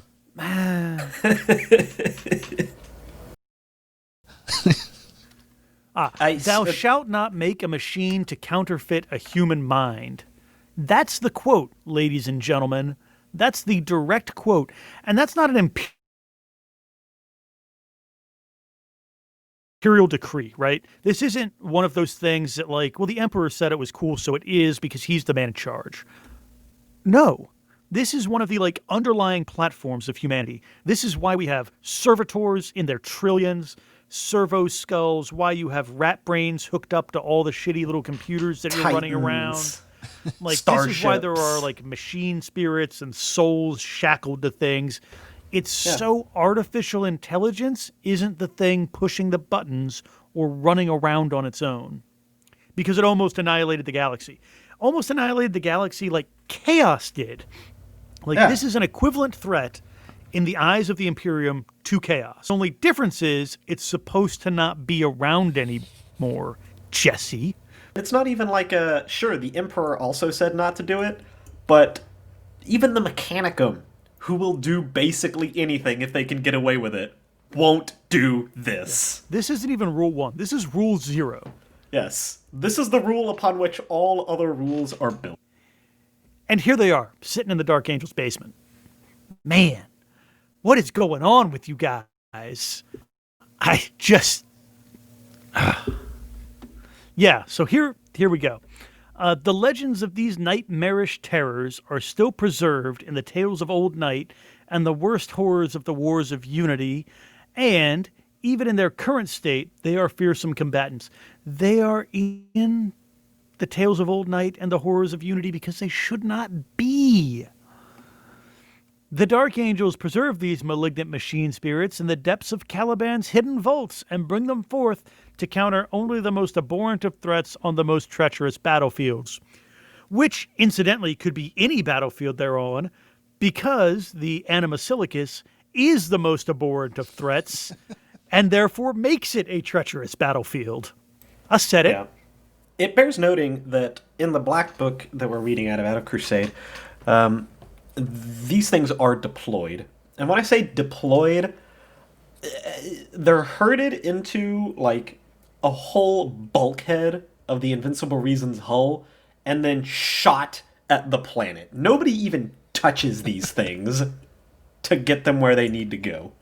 And then, when that piece of the hull lands, it just opens up, and who's ever around is in for a really, really bad time. It's true. I'm going to read the other side of the fluff because it's a two-pager rule set. The big. other side, from the redacted history of the Terawatt Augurs, ancient and vile, the Exindio is a sentience born from foul logic and fouler intent. Compared to the heretic constructs of the Onlos Catastrophica, to which it can scarcely be considered kin, the Exindio is untamable, wild with savage fury, and through its false life delights in simple slaughter. So there's the heretic constructs of the Ordos Catastrophica, which, for those of you that don't speak bad Latin and or Greek, that's the order of catastrophe. So the heretics that call themselves the Order of Catastrophe, these guys are way worse than what they make. Yeah. And speaking of bad Latin, anyone want to take a guess at what excendio is derived from? Ooh, do tell. It is derived from Latin excind, which just simply means destroy. Ugh. Sounds pretty handy. And there's, according to the Black Book, at least 7 of them. It's true. So yeah, they're 300 points each. Weapon skill, ballistic skill of 5. But I will say you're not going to spend 300. You're going to spend a whole lot more. No, you're going to get you quite a bit of goodies. So weapon skill, ballistic skill 5. Strength 6. Toughness 7. That's right. They're not armor valued, so you can't just one-shot them. They're toughness 7. 6 wounds, which puts them up there with the greater demons in the Demons of the Ruinstorm list. Yeah. It's just coincidence. Kabanda has 8, and he's the biggest. Initiative 4, 4 attacks, leadership 10, and a 3-up save. The unit composition is one of these. They are a heavy support choice. They are monstrous creatures. They are equipped with 2 Dreadnought close combat weapons, 2 manipulator arms, 2 combi bolters, and an internal refractor field. Which an internal refractor field has a 5-up invul save. And should the model lose its last wound, then all models within D6 strength or D6 plus 1 suffer a strength 5 AP dash hit. Because buried in the thick armored thorax of each incendio is a complex refractor field linked to a series of breaching charges. Should the unit suffer critical damage or receive a coded signal from its Dark Angel's handlers, then the field's charge is inverted to detonate the explosives and tear the unit asunder. I can only assume that this is some sort of fail-safe mechanism to stop battle damage from making them go rogue and murder everyone. You know, like they did when they brought down humanity's first star empire. Yeah. But presumably those guys had similar things that didn't work. So it bears noting that This time for sure. This is not the only, oh my god, kill it thing that is attached to these guys. Yes. An Insignio battle automata may exchange both a Dreadnought close combat weapon and a manipulator arm, so that reduces its base attacks by 1. 4, an Athanax pattern Phosphex canister launcher for 35 points. And if you haven't heard that word before, neither have I. It's range 18, strength 5, AP 2, heavy 1, 3-inch blast, barrage, poison 3 up, crawling fire, lingering death. So on top of a crime against humanity, we also add a war crime. Yes. You can then get, instead, or in addition to, I guess, because you can swap a Dreadnought arm for any of these things, a Tyrenius pattern nerve induction shredder for 20 points, which just screams war crime. 24-inch range, strength 1, AP 2, heavy 6, poison 4 up, pending ignores cover. Fuck. Heavy 6, poison 4 up, AP 2, pinning. And then ignores cover is just the swift kick in the balls afterwards. But that is unpleasant for 20 points. Yeah. A Magaron pattern, adamantic pulse cannon for 30 points. 24 inches, strength 8, AP 2, heavy 3, lance shock pulse. Lances for Eldar, Jesse. What sort of Xenos bullshit are you pulling here? That's not true. It's also for the Wolfblade, which, the Dark Angels have that too. Oh, no, wait! Yeah. Lance, for those of you that don't know, because you're not dirty Xenos players, reduces or treats all armor values as AV-12. So strength 8, AP 2, heavy 3 against AV-12. And shock pulse I'm not familiar with. I Shock apologize. pulse inflicts snapshots. Oh, Yeah. good. Yeah, if you get hit with it, you snap fire on vehicles. So this is that thing Including that super they, heavies. I was about to say, this is the thing that they do to my poor Warhound when she's having a bad day. And then last and potentially least is the Citheron pattern Graviton Flux Projector for 20 points. That's a template. Strength asterisk, AP2, which means every single one of these weapons is AP2. It's heavy 1, Graviton Collapse, Torsion Crusher, no cover saves, pinning. So not ignore cover, just straight up no cover saves. As unambiguous as possible. You don't get cover, pinning. What is Graviton Collapse and Torsion Crusher? Torsion Crusher is any hull points suffered as a result of from this weapon are doubled. And Graviton Collapse is you, instead of rolling against the armor value, you roll 3d6. You add the results, and if they're higher, then it's a pin. If they equal, then it's a... I got the thing right here. Oh, good. Graviton Collapse. Instead of rolling to wound normally with this weapon, any model caught in its blast must instead roll equal to or under their strength on 2d6 or suffer a wound. Any targets with an armor value roll 3d6 for armor penetration instead. After the Graviton Pulse weapon has been fired, leave the blast marker in place. This area is now counts as both difficult and dangerous terrain for the next turn thanks to Gravity Flux. Well. Yep. Fuck. So yeah, maybe not least. I find it interesting it says no cover saves as a rule instead of just ignores cover. They want to be very specific. It doesn't just ignore the cover. You get no cover. Nothing can save you from this abomination. Torsion Crusher, doubling up on hull points suffered as a result of this weapon, does not, as a note, apply only to the immediate damage done. If you roll some other source of hull point damage from vehicle damage, that is also doubled. So this will just run straight through those lighter super heavies.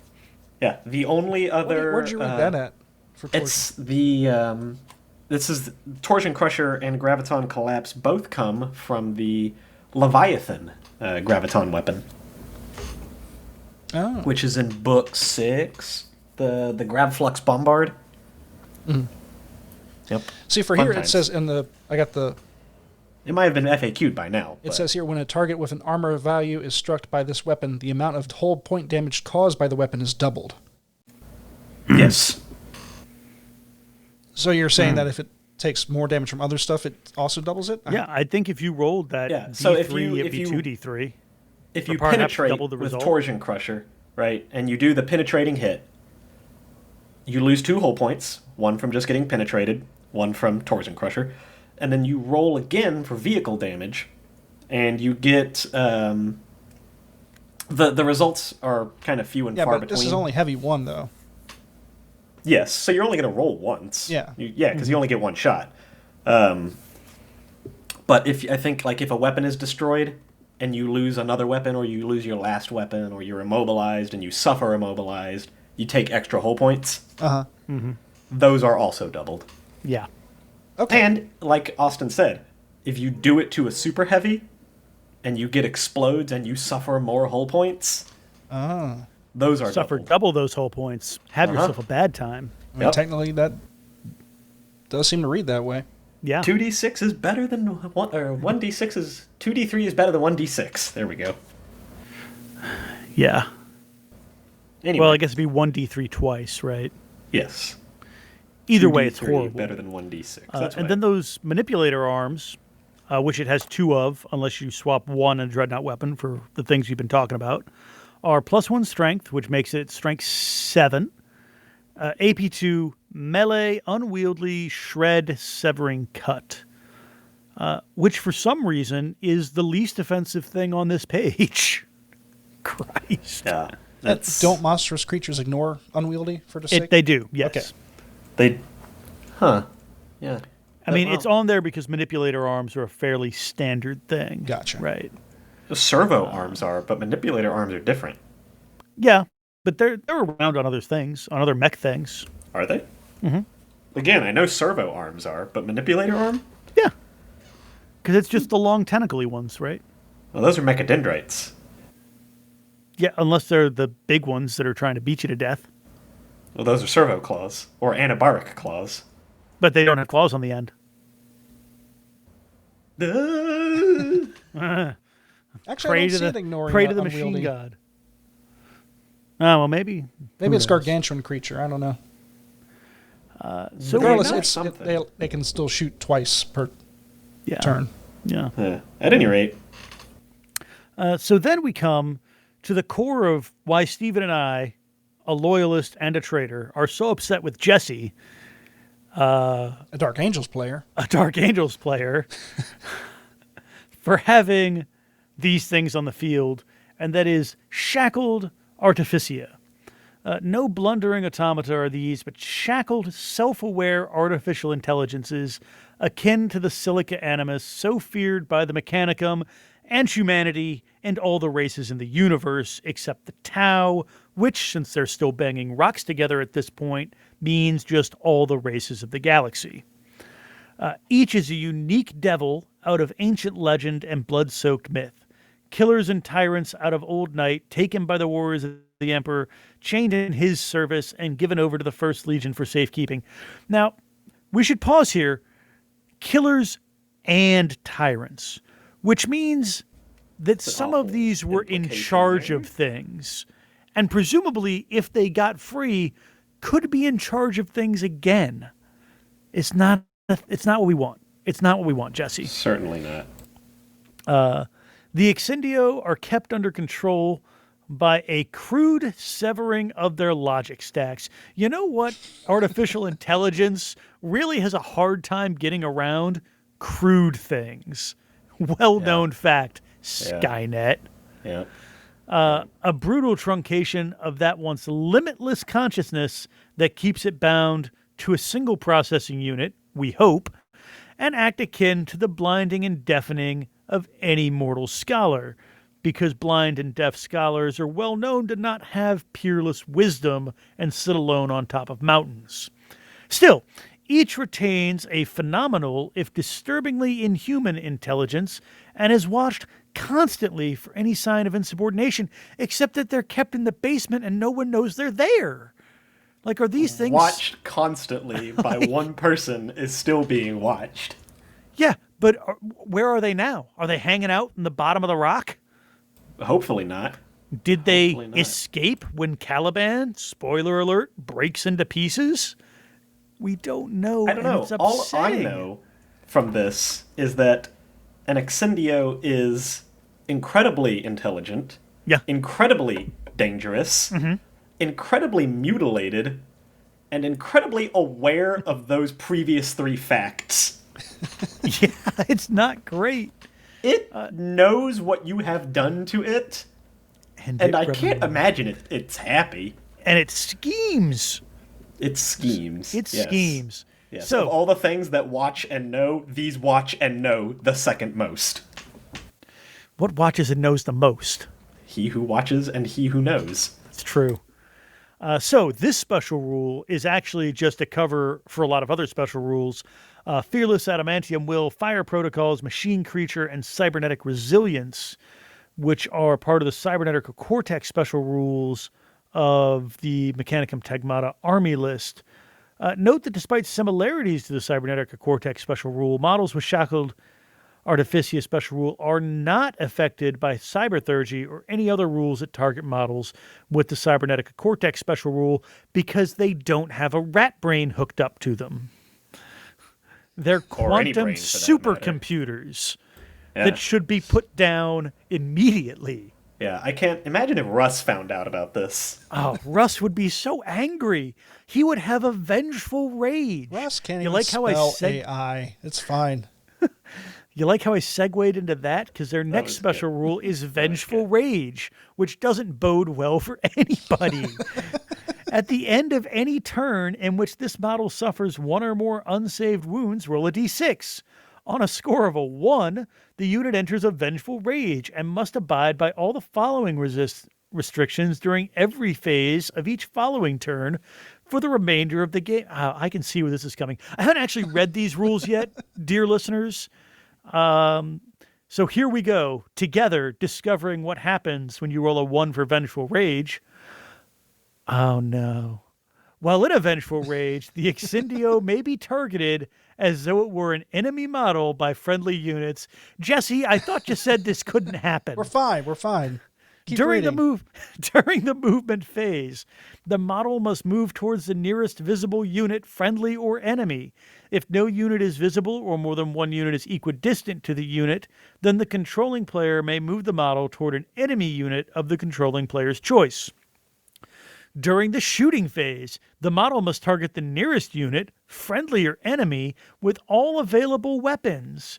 If 2 units are equally close, then the controlling player may choose which will be targeted, which obviously points out to the fact that the Dark Angel's crude truncating is unbeatable. During the assault phase, the model must declare a charge targeting the nearest visible unit, friendly or enemy. Same thing, 2 units equally close, controlling player can choose. If this unit succeeds in charging a friendly unit, it will proceed to attack them in the fight subphase, treating them as an enemy unit for the duration of the combat. The fuck, Jesse? It's fine. It's fine. We just talked about this. We just talked about this. Never happens. Never happens. He's got a 3-up armor save. You're never going to have to roll a d6. Artificia kill switch.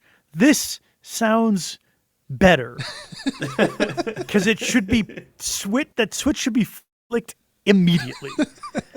Always mindful of the devious and hideous power of their artificia charges, except when they're in a vengeful rage, the Dark Angels ensure that whenever one is deployed to a battlefield, they have a means to curb their homicidal tendencies before they endanger the wider battle or cause harm to friendly units, which they are clearly capable and willing to do. Oh yes, willing and able. Any Tech Marine... Oh, so here's the first flaw in this plan. Any Tech Marine or Forge Lord with the Tech Marines and Forge Lords. Yeah, with the Legiones Astartes Dark Angel special rule, may take a kill switch for 5 points. So not only do you need a Tech Marine or Forge Lord that you weren't taking to begin with, you got to dump an extra 5 points on them. A model equipped with a kill switch... Insulting is what it is. A model equipped with a kill switch may inflict D6 wounds on a friendly model with the Shackled Artificia special rule. They have 6 wounds. They can have 5 before they go crazy. This is not guaranteed to put them down.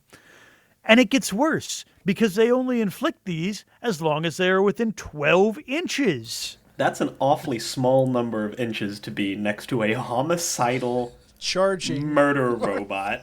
Yeah, that probably means that the Tech Marine is the first thing it goes after. Or he's dicking around with your rapier batteries way the hell away from everything. No, it's fine. He's got a small posse of ablative servitor wounds. It's fine. The It's all Exindio right. can't kill all of them. No saves of any kind may be taken against these wounds, because that's real important. This counts as a shooting attack, which means you're not shooting at somebody else. You're doing this. If the use of an Artificia kill switch causes a friendly unit to be removed from play, then the opposing player gains no victory points for its destruction. Just well, as planned. that's just satisfying and comforting that if you manage to put down the artificial intelligence abomination to all sentient life in the galaxy, your opponent doesn't get a victory point. Because that's what we're about. Hey, we're back to Covenant of Death in a roundabout sort of way. Jesus wept. No, he didn't. Because he's He not real did. according to the Imperial truth. And hey, if you don't kill it the first time, you just All wait the for your good next Catholic shooting boys. phase. Just wait for your next shooting phase to roll Yeah. another d6. You're good. You can totally survive being within 12 inches of this thing for 2 turns. You can, as long as there's something closer. But it counts as a shooting attack, which means if it's in combat with you, you're fucked. Well, don't get charged by an Exindio, I guess. I don't know what to tell you. Don't bring abominable intelligence to the battlefield. This is what How you about do. that? Austin, That's the starting Austin, point. This is what you do. You just take a Deathwing companion attachment and put it onto around your Tech Marine, and then you're fine. You're good to go. No, But no, he's you not a can't. Praetor, so you can't. You can't. Oh, then can't you're do screwed. it. We're screwed. You're Yeah. screwed. Yeah, You- although I you do like fucked that us it's not a all. one-time thing, so like the Tech Marine is just ramming his power-armored fist into that button over and over and over again. But you can have 3 of them. You can just... Holy fuck, Jesse, what are you doing? I'm bringing 2 of them. That's what I'm doing. God. Jesus. And if it wasn't bad enough, they call Sphere. Well, naturally. I mean, also, I don't know if any of this is pointed out. They have a hatred for Everything. everything. You know what else has a hatred? I had missed Parentheses, everything, exclamation mark. Necron destroyers. Because those guys, they're a paradigm of sanity. The other artificial intelligence, which isn't even really artificial intelligence, they had the decency to be downloaded into their robot body. Yeah. I take normal, nice, perfect human beings and I cram demons into them. All right? That's my Legion's thing. And I that's am fine. offended by the presence of this machine. Oh, and we did miss some stuff getting into their war crime equipment. So the Battle Automata may exchange both its combi bolters for 2 grav guns, 2 IRAD cleansers, or 2 plasma repeaters, 10 points for the grav guns, 20 for the rest, and it can take up to 2 hunter killer missiles, just in case you wanted to give your sentient abomination an infinite range weapon. Yeah. I mean, it's fine. Hunter killer missiles never hit anything, so... It's That's why it has BS5. 2. It's BS5. I have... It's not fucking around, Look, Steven. I had dreadnoughts that were BS5 and just hunter killer missiles into the sky. Doesn't matter. Doesn't matter. Yeah, that's because they had a meat sickle inside of them. But can we all take a step back and realize that this thing would be hilarious to play? Oh, it's Hilarious atrocious. for the Dark Angels player, Yeah, certainly. yeah. This is like it will become my moral imperative. Fuck the game. The fate of the galaxy is at stake. These Okay. things need to be extinct. Oh, in the future, in mega battles, I'm just going to bring like as many as I can fit So, and just So you're just going Just to set it run a loose. list of Men of Iron, is what I'm so here's the hearing. thing: is like, okay, so they're heavy support, so you've only got 3, right? Unless you Theoretically, run yeah. the Onslaught Force Org, then you get maximum Exindio all the time. and yeah, you throw in your minimum HQ and 2 troops, and you can still get under 2,000 points. Yeah. Oh, and what would Exindio that time, minimum baby. what would that minimum HQ be, Jesse? Probably it. The Lion, just why not? Yeah, at that it's point? not a fucking Tech Marine, is it, Jesse? You're already playing fast and loose. It's wild to me that the Lion doesn't have an Artificia kill switch. He's got guys for that. I got a big sword for that. It'll be fine. That's true. His Artificia kill switch is a giant sword. Says the lion, moments before being swarmed under by 6 of these bastards. So 4 attacks, 5 on the charge, plus how call many it for the 3 because you're gonna swap 1 attack out for a war crime. Okay, for at least 1 war crime. So 6 attacks on the charge. 5. 5. We'll say 5. 5 Yeah. at least strength 7 with hatred. Mm-hmm. Hitting most things on 3. Mm-hmm. Hitting Deathsworn on 4. Uh-huh. Can it kill the Deathsworn and not get killed back? Mm-hmm.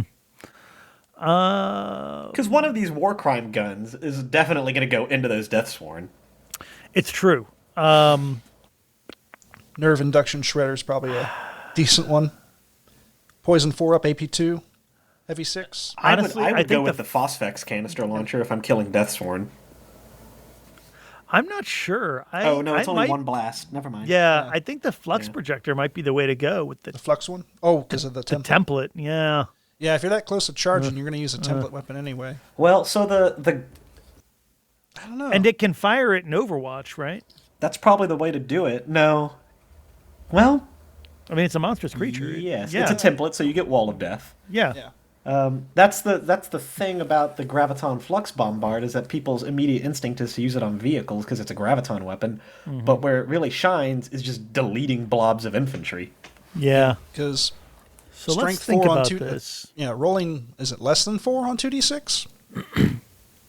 I forget how this that works. But it's a let's strength test on assume 2d6, I think. Yeah. let's assume that 6 Deathsworn get into it, right? Because they're going to get the jump on it if it's got the flux projector, right? If you're playing your game right. So they've taken some plasma repeater. They're going to get the Wall of Death with the AP2. So let's say 6 get in. It's going to kill 4 of them, probably. Which means you have 6 Thunderhammer attacks and math is hard. 16 Power Axe attacks to kill this thing. And the axes are wounding on 6s? And the Thunderhammer's on 3s. That's iffy. That's real iffy. Yeah, I'm not Power sure. Axe is what, strength 6? Strength 5. Oh, that's right, plus Right? 1. That's right, Yeah. not plus 2. Yeah, I don't know if I like my odds there. Like, if all 10 of them get in, or like 8 of them get in, dead, gone, fine. But like half a squad goes into it, I don't know if they come out. 6 wounds, man, that's the problem. Because you hit it with a stasis grenade, so 5 wounds, but still. Nevertheless, it is their sworn duty to the galaxy, not even to mankind, but to the galaxy, to put one of these things down if possible. Yeah, and I mean they will eventually. The only thing that kind of disappoints me about the Excendio is that Vengeful Rage doesn't make it any killier. Like you just killier can't do control you where want it goes it? anymore. But it doesn't get like rage or extra attacks or anything. I mean, it already has Rampage. Isn't that just rage on steroids? Oh man, I didn't even notice it has Rampage. It's always Yeah. outnumbered. Steven. Oh man, it might be able to kill the Deathsworn Yeah. because it gets No, those that's what I'm extra saying. attacks anytime it's outnumbered. It's not. Yeah, it's not. Oh boy. I'm going to need to buy some plasma cannon. Automata. I tell you, for a long time I thought one of the best like big stompy robots in the Heresy was the Marigal. But Nope. this thing is Well- 5 points cheaper than a Marigal and way better. Got toughness value. Yeah. Yeah. And it's a T7, so it's not affected by the -1 to hit. You know what doesn't mind this? A Dark Yeah. Angel with instant death. Swords. Oh, it is only 3 up. You can get murdered by a Tyrannic Greatsword in there, just in case. That's better than a kill switch. So that's why you have Tyrannic Greatswords. Yeah, it wasn't for killing. It's not for killing Chaos Spawn. It's for killing Excendio. Yeah. It's for running around with crimes against the galaxy. You think this sword was for you? No. This sword is for what we have. Just in What case. do you mean, what you have? Shush. No more questions. Clickety. Christ. So we've run a whole lot longer than I was expecting with these units. So with that being said, we're gonna call it a night tonight. Finish this episode up. First and foremost, thanking all our patrons, starting with our Praetor tier: Alex Self, Chris Mack, Jacob Dillon, Alex Self, Chris Mack, Jacob Dillon, Garner.Tree of Woe, Joe from Music City Heresy, Matthew Boyce, Mr. Baldwick, and Nicholas Quenga. Our Legion Centurion tier: Andrew N., Angry Boy, John Christensen, M. Tanzer, Queen Corswain, Scott LeMay, The Original Applesauce, and Black Label Painting. And finally, our Legion Sergeant tier: Aaron Maynard, Duncan, Emily O'Hare, Garrett Lowe, and Nick Gillen. Thank you all so much. We definitely appreciate your patronage, and it helps us continue to make these episodes, which we really enjoy doing. Me especially right now. Next episode, we're going to do the independent characters and the rights of war. And we'll wrap it up part 3. So until next time, listeners, keep those dice rolling, be safe, and we'll see you next time.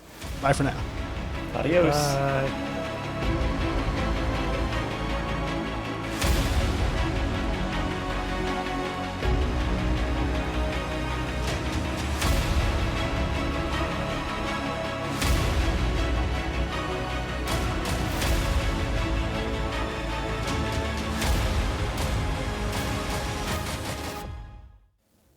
Thanks for listening to another podcast from the Remembrancer's Retreat.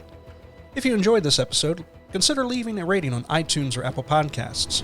You can also find our swag store at teespring.com/stores/RR30K Podcast. You can also find us on Facebook and Twitter at RR30K Podcast. You can follow us on Instagram at Remembrancers_Retreat. You can also visit our website, RR30K.com, for podcast updates and the Battlefleet Heresy Compendium. You can also leave us a voicemail for us to play on a future podcast at 1-929-437-3791. That's 1-929-HERESY1. And you can also leave us an email at theremembrancersretreat@gmail.com. Thanks again.